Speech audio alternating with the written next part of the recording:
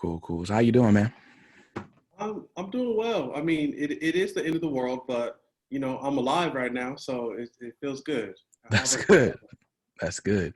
Yeah, it's been a crazy time. It's kind of getting back to normal, not really. So I'm in North Carolina. They opened up our county's public schools. Now, before they opened everything up, they gave us the option.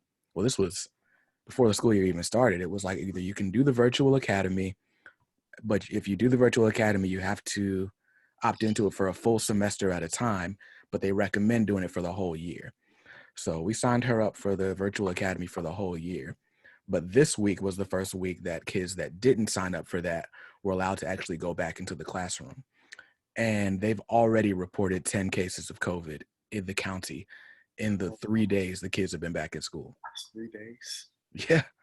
Yeah. So, well, the cases that they've reported so far, the most recent one was discovered on Wednesday. So that was the 3 days. Who knows if they discovered any more in the last two since then. But yeah. So things they keep doing like this kind of start and stop thing in North Carolina. And then who knows? I mean, it's election season, so we might get a new governor. And if we get a new governor, they'll probably try to open stuff up even more. Tolu's in the waiting room. I was thinking about this. You know what? I'm so excited Mm-hmm. for Mad Skills and what's his name? Is it Uncle Murders? Uh-huh. 2020 The year-end wrap-up. yes, I can't imagine what that's gonna look like. That's gonna be very interesting. Right. If they even do it. Mad Skills has been trying to stop doing the wrap-up for like 8 years now. Like every year he's like, oh, this is my last wrap-up. But then Yeah, that's what I thought, and I always hear right. it. Right. So welcome Tolu, welcome Terry. I know you guys are connecting to the audio now. But yeah, Should I be so sharing the screen? what'd you say? I mean, should I be showing my face, or is it better to be on not on video? You're fine showing your face. It's not a distraction to me anyway. If anyone else feels differently, let us know. But in the past, we've always shown our faces, and it's been fine. There are some times where I will share my screen just to show or to get a point across, and if that's the case, your face won't be showing up anyway. But yeah, so people are coming in. I'll give it just a couple more seconds. And then we'll get started. But just to kind of go over the agenda, we're going to make some introductions because there are some new people in this time around. We're going to talk about what things have gone well this month. I want to hear from you guys, like where you are in the course and anything you've had any hangups with. And then we've got some general topics we're going to talk about. We're going to talk about what it means to own your masters, just based on some comments that came through on our YouTube page. I feel like I might need to clarify that a little bit. We're going to talk about selling your publishing rights because there's this company, Hypnosis, that's been buying up the publishing rights from a bunch of, really big songwriters. And so we'll talk about, what that may mean, what implications that may have for people like us who are independent. And then I was specifically asked to go over ideas for people that are releasing singles and how they can promote that. So those are the things that we'll talk about in addition to our Q&A at the end of the call. And yeah, we're after, it's over 5 minutes after, so we can go ahead and get started. So I would like you guys to just kind of go around, introduce yourselves, what type of music you make, and then let me know what parts of the course you've completed up until now.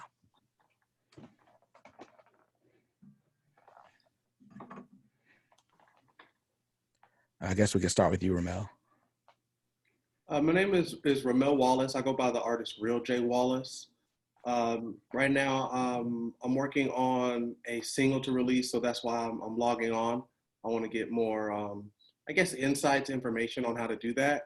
And I'm only on about day 4 of the course, so I'm a little bit behind because I got it a while back. And so, am I missing anything that you said to mention as well?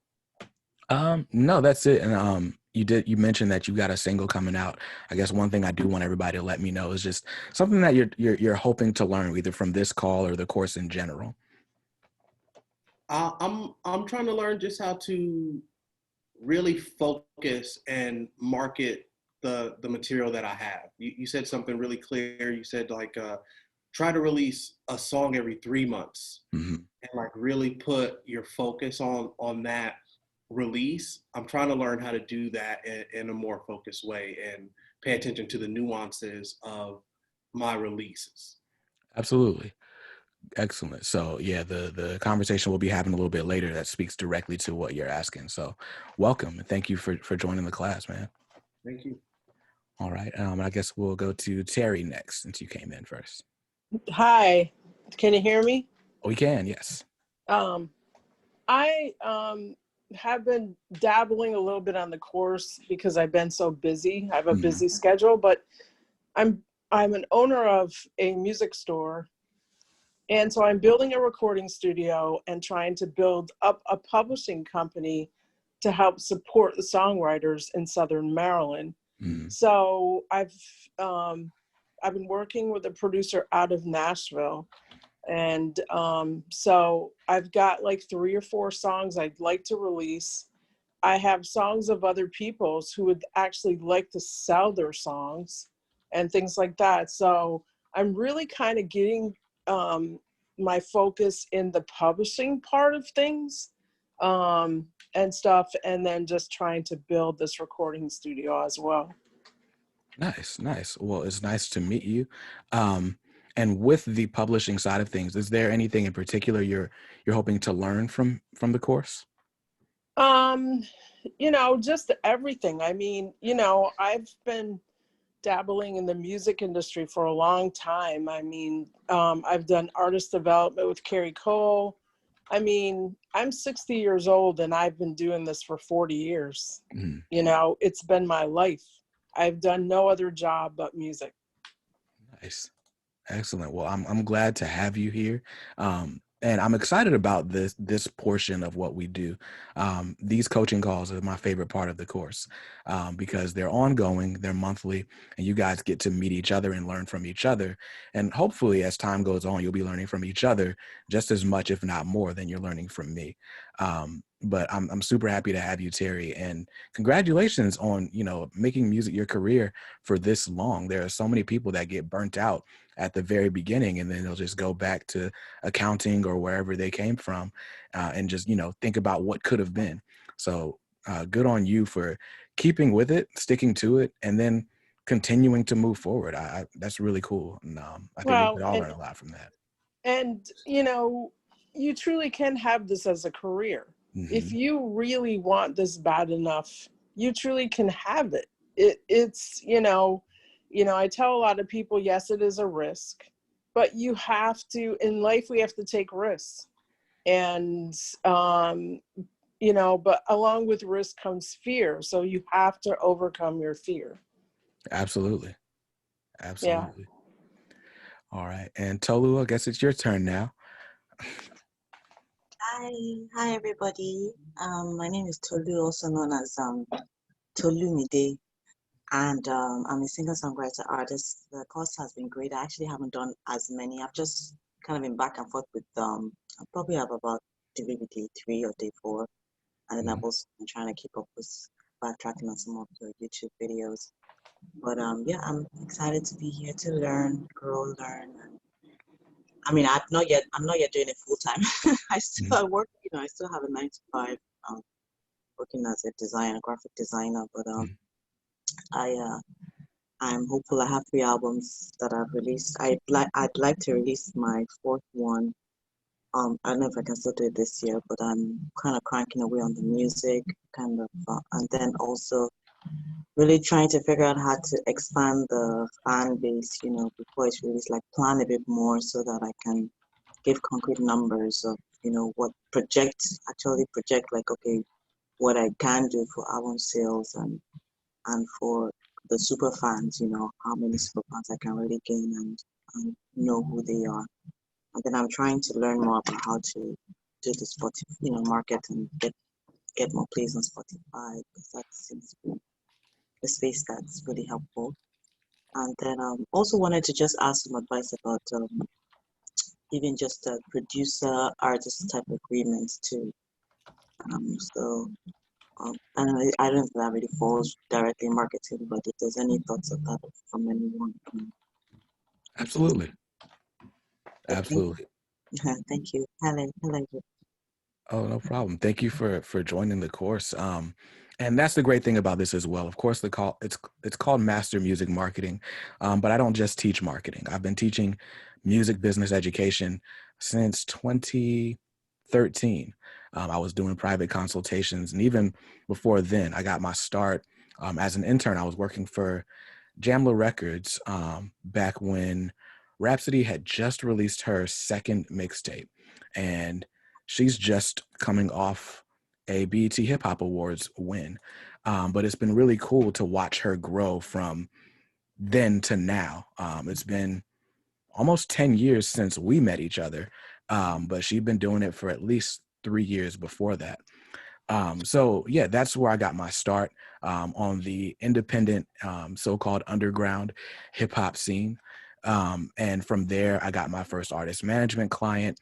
And from there, we started doing the consulting. And so my business has sort of evolved into what I do now. But I say all that to say that I had to become well-versed in pretty much all aspects of the music industry in order to get to where I am and to be doing what I'm doing now. So we can definitely talk about producer agreements and some things to look out for. And I'm excited to dig in more as we find out exactly what everyone is, I don't like to say struggling, but what everyone's having challenges with, and how we can move forward from there. So before we get into that part, I do want to hear from you guys, maybe some wins. What's something that happened for you this month, something that you unlocked, whether it was through the course or just through your work otherwise? What was something that went well for you, or maybe a good lesson that you've learned this month?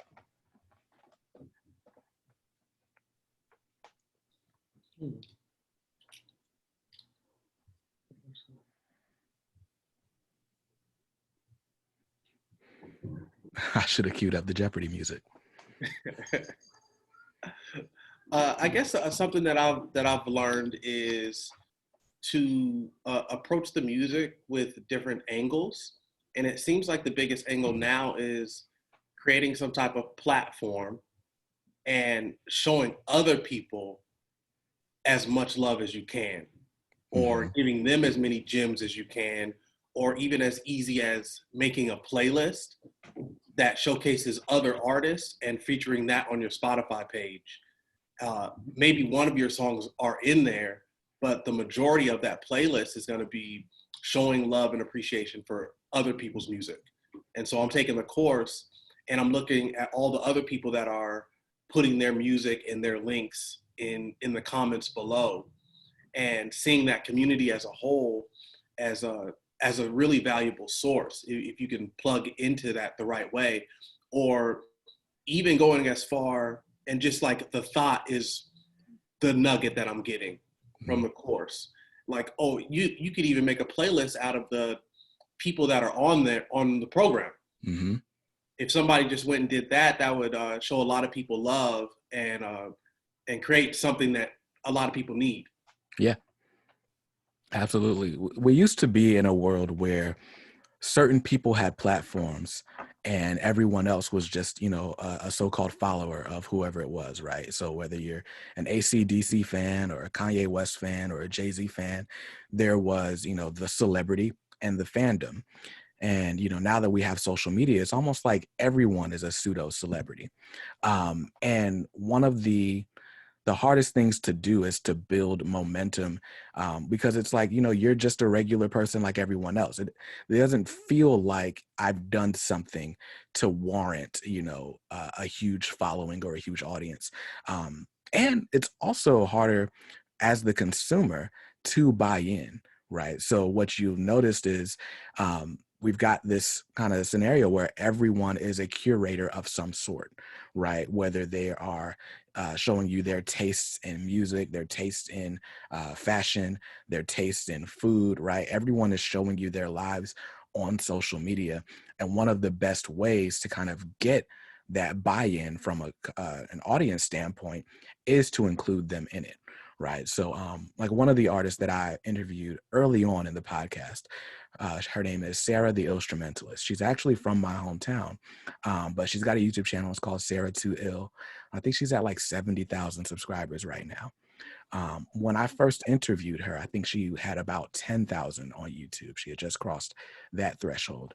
But something that she did every week, when she would post her YouTube videos, she would kind of get submissions from the crowd, and she would choose one that she would call the beat of the week. So if you ever watch one of her videos, at the end of that video, she showcases someone from the community, and she'll put their Instagram, what city they're from, who their influences are, and she plays a little bit of their music in her video. And what it does is, one, it gets people engaged on social media because they're always tagging her, they're always using her hashtag, so she's growing from that. But also it keeps the viewership up because people want to see if they got the beat of the week.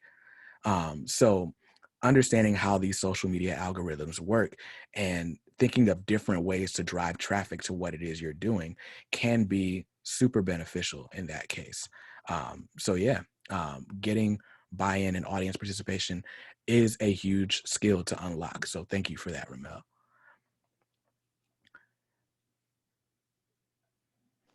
Hi, this is Terry again. Okay. I think just the creative portion is what keeps me going every day, is taking a song that is so raw first and just building, that song up. You're not sure what genre it's going to be. You're not sure how it's going to flow. I guess that's what keeps me going in music, Mm-hmm. and keeps my income coming in, is the fact that I'm doing that for others, where, I have a certain ear and I can hear. That's partly why I have a certain producer, because this producer out of Nashville is incredible. He's remarkable. I mean, he can take something very raw from a lyric point, from a music point, and together we can just create this big song, and this big production. Um, it, it, that's the greatest thing that you can be involved in music, because it's a universal language.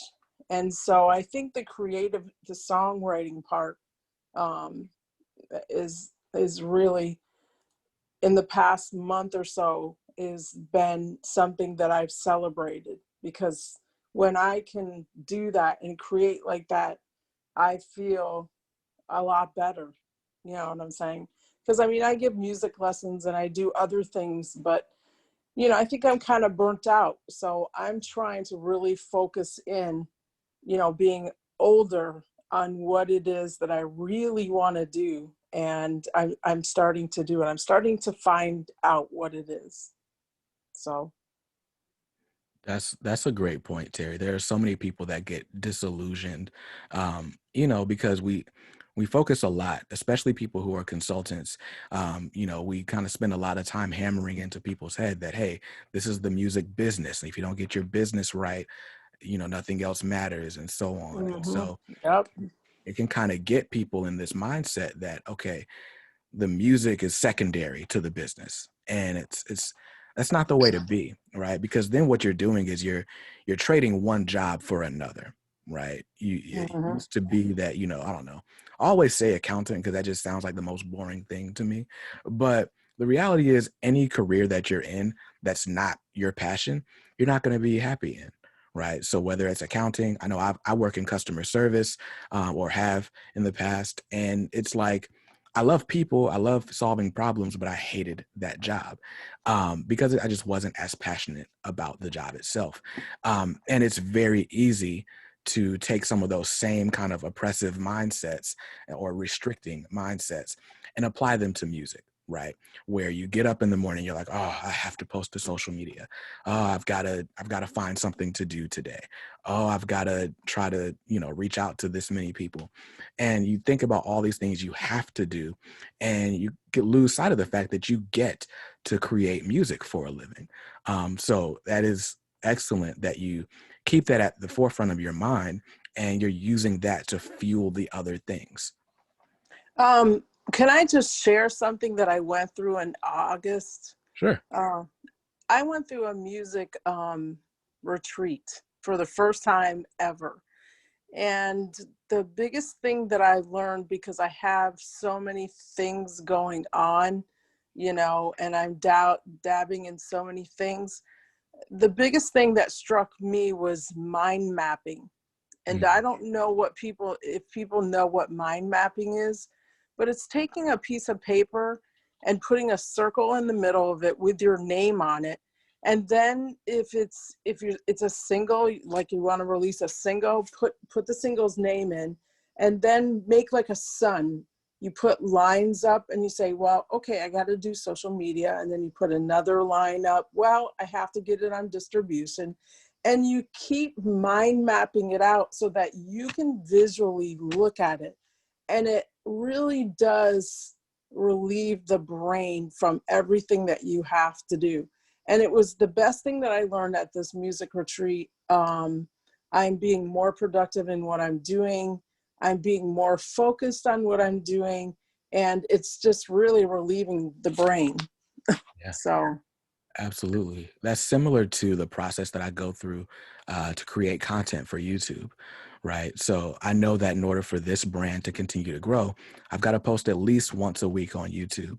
And that process can become very mundane because just on a typical week, the process is read up on a certain topic, outline the video, record the video, edit the video, post the video, then promote that video, and then repeat, right? Mm-hmm. And it's very easy for me to kind of fall in this, all right, I got to do this, so on. But what I've started to do, because it can be, if you take it one at a time, it can be frustrating. But instead, what I do is, oh, Tavares is in the waiting room. Why can't I admit him?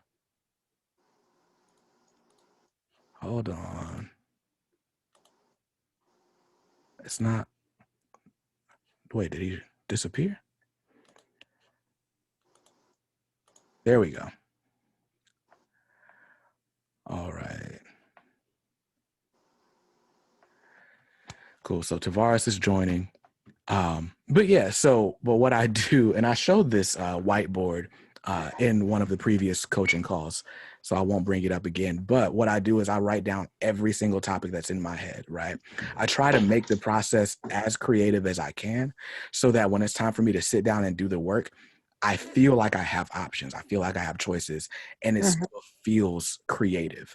And so doing that mind map where you're like, all right, I've got to do distribution. I've got to do this. I've got to do that. It gives you kind of this sense that, okay, I have a choice. Today I'm going to do this because this sounds the most fun to me, or this is the most interesting to me. And so writing it all out ahead of time does kind of give you some room to work and room to play with. And I think it's super important. So thank you for that tip, Terry. Yeah, thank you for what you do as well. Oh, no problem. For myself, well, I mean, some successes would be trying to, I've updated my website a bit, although I feel like I'm always working on that. Adding and re-editing and take this out, add this. So I was able to do a bit of that. And then also, I did get to record my first session from home with the producer using this software called Session Wires, since it's in a different state. So that was a success for me because I haven't yet ventured out to get back into the studio yet. Yeah. Pandemic hit.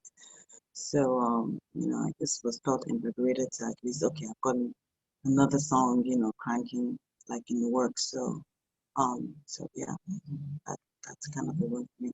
For social media, I don't know, I feel like I really slacked up. I've usually tried to be very consistent, but within the past 2 weeks, I've been very kind of like not as consistent. So I need to pick it up because I know that algorithms are kind of based on how often you post and all that. So ideally, really, I know I should just kind of schedule quite a few of those, but I just got into just wanting a break, a social media break. I was posting, but not as much. So I had to figure out how to kind of be on those moments where you're just like not feeling up to posting much, because I do have quite a bit of content. Mm-hmm. How do I just kind of, okay, just get it, schedule it, or just get it out so that there's still some engaging things. Being consistent with YouTube has been tough. I mean, one thing I decided to do was cause I call my music Suya Soul, because it's like a fusion of African R&B and Afro pop. So I created a like a kind of live home singing concerts, and I call it Suya Soul Sundays. Mm-hmm. So I've been doing that relatively consistently, although the past 2 weeks I was just tired. And so I was just like, oh, I'm just still feel like going on it. So I think I just find a way to just make, I mean, last week I was able to, but the past 2 weeks before last week I didn't. So I'm sure some people probably tuned in now were like, where is she? So that thing about being consistent, I mean, you're right. Sometimes it does take a toll. I mean, I know how, I mean, it feels like the growth is very incremental. I'll see like 1 or 2 subscribers. And so sometimes that can be kind of discouraging. Like, Yeah. I mean, are people really tuning in? But I mean, I let the content live there, so I do see that some people do go after the live and watch a little bit of it, and I've been doing it simultaneously with using Restream, so it goes on, YouTube and Facebook, and then Instagram. I have to do that separately on my phone since I Yeah. can't do that with Restream. Right. And then on Twitch, Twitch. I mean, content just goes there. I don't know how to grow Twitch followers at all, but YouTube is getting there. I mean, it's not Nice. yet there, but you're right. Consistency is key, so I gotta kind of push myself. Absolutely. Well, I'm glad that you were able to win creatively. That's always a plus. I don't know if you guys saw, but I did a goal setting video at the beginning of the year. And what I always advise is for people to have business goals and creative goals, because generally speaking, one doesn't affect the other. And if you can get one, like a win is a win in your mind. And right. So if you learn how to play a new chord, like that's a win. And so that helps keep you consistently moving forward, right? And if you're able to get a few YouTube subscribers 1 month, that's a win also. So yeah, I advise to have business goals as well as creative goals, and try to work on them at the same time, because there will be some days where you don't feel like working on the business. Well, that's fine. Just get your piano out or whatever instrument you're playing and practice, or go take vocal lessons, or, these are things that you can do to keep yourself in the game mentally, even when it doesn't feel like things are going your way at all times or on all fronts. So I'm glad you were able to get that win creatively and find the technology you needed to continue being creative. And the other stuff is going to come. As long as you're consistent, which you know that already, it'll come. It'll continue to grow. So proud of you. And Tavares, I know you came in at the kind of late. What we're doing right now is we're introducing ourselves and then talking about something that was a win for us this month. So I'd love to hear from you. Can you hear me? Yeah, I can hear you. All right. Well, a win this month, I think for me, is I recorded a majority of my EP. So right now I'm just like at the finish line. I have like 2 more songs to record, and I wish I could have had it done by today, but it's just not going to happen. Mm-hmm. But I'm at that point. So right now I'm working on, and my name is Tavares. I go by TV, the artist. I'm from California, Bay Area. Right now, my goal is to release probably by mid-November.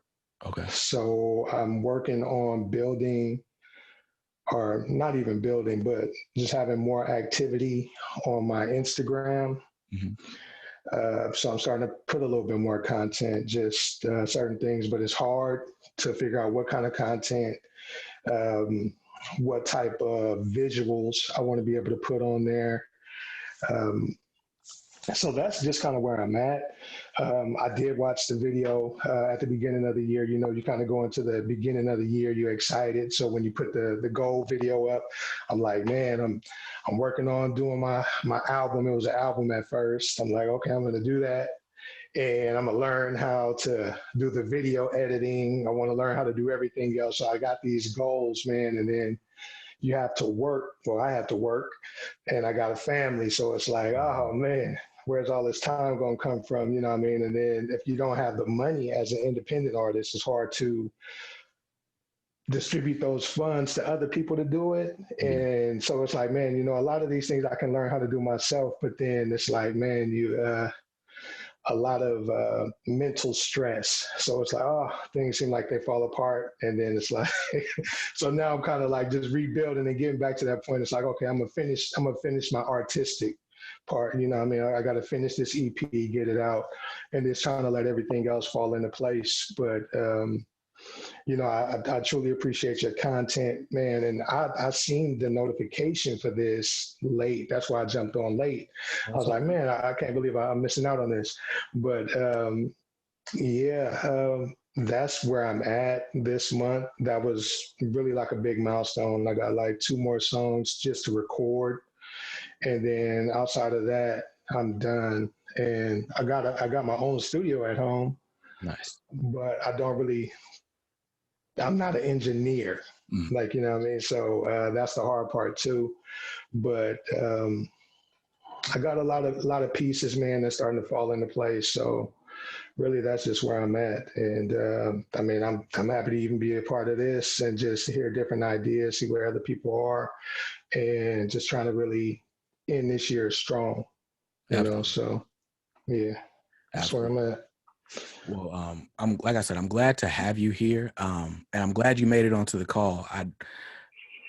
I'm working on moving this platform off of Facebook because I find that things get hidden. Like, and then even earlier today, I usually broadcast this live into the Facebook group, but it wasn't working today, so I'm gonna record it and upload it later. But anyway, so with being an independent musician, really starting any career, right? There's a lot of things you have to do, right? There's the audio, there's the video, there's content, you know, for Instagram or whatever social media you're on. There's a lot of things that have to be done. And for the most part, or in general, things are either going to cost you time or they're going to cost you money. And both of those are finite resources for a lot of us, you know. But time is absolutely a finite resource. I can't make more time.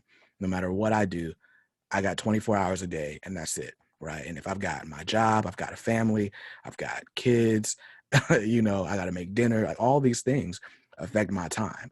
And so it can be difficult to say, all right, well, I'm going to devote 60 hours of my life to learning how to edit a video, right? So then you're like, all right, well, I'll pay someone else to edit a video for me. But then, you know, that comes with its own fees. I think a decent music video probably cost you around $500, depending on where you live and depending on your definition of decent, because it can get a lot more expensive than that too. And so it's like, man, I don't have the money for this. I don't have the time for this. What can I do? And that's hard. It's hard. I understand that, you know, it's not an easy thing. So what I would say is focus on what you can focus on, which it seems like you've done that. You've recorded the majority of an EP, and that is great, right? It all starts with the music.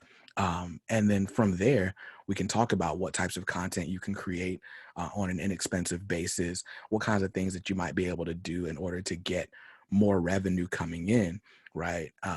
You know, for me, a lot of when I was starting this business, it was like, all right, well, if I can create videos during the day while my wife's at work, while my kids at school, then at night, if I need money, I can go drive for Uber or whatever, right? Obviously, I'm sacrificing sleep in that sense, but it's like, okay, well, I've got the revenue to support the bills, so now I can take a little bit more time to do some of these other things. So yeah, it's all hard decisions to make. But hopefully, as you go through this course, as you start to release more music and other merchandise and experiences, you'll start to see your revenue grow to where now you can pay people and free up some more of your time. All right, so we went through all the introductions, so that's dope. Did anybody have any questions about anything that we've talked about so far before we move on? All right, cool. So the next thing I wanted to talk about was owning your masters and what that really means to own your masters. Have I been sharing my screen the whole time? Okay, cool. I don't know why it looks like that. So I'm going to share something with you guys. So I did a video about a month ago, about DistroKid. It was a paid partnership, so they did pay me to talk about them, but they did not pay me to say anything specific. So I just went through what my experience has been with them and other people that I've used, and what the pros and cons are. Because for most independent artists, I do recommend starting with DistroKid. They're the most affordable, and they're the most straightforward as far as what you're going to pay. You pay $19 a month or more, and you upload as much music as you want. So especially in this climate where I'm like, all right, you need to release something every 3 months at the very least. DistroKid is the least expensive way to do that. But one of the comments that I got on that video, oh, Terry's in the waiting room. We lost you there. Are you back? All right. So, cool. So yeah, one of the comments I got on the DistroKid video was, well, DistroKid owns your masters. I'm not signing up for them, which is false. DistroKid does not own your masters at all. They just don't. But I think it's important to talk about what that actually means, because one of the comments I got, I said, hey, DistroKid does not own your masters. And this guy says, well, why do you have to pay a Leave a Legacy fee? You're just earning 100% of royalties, but you have to buy the tracks back. And that's not true either. So anyway, this person was misinformed as to what DistroKid does, and also what it means to own your masters and to give or not give control of those masters over to someone. So I'm gonna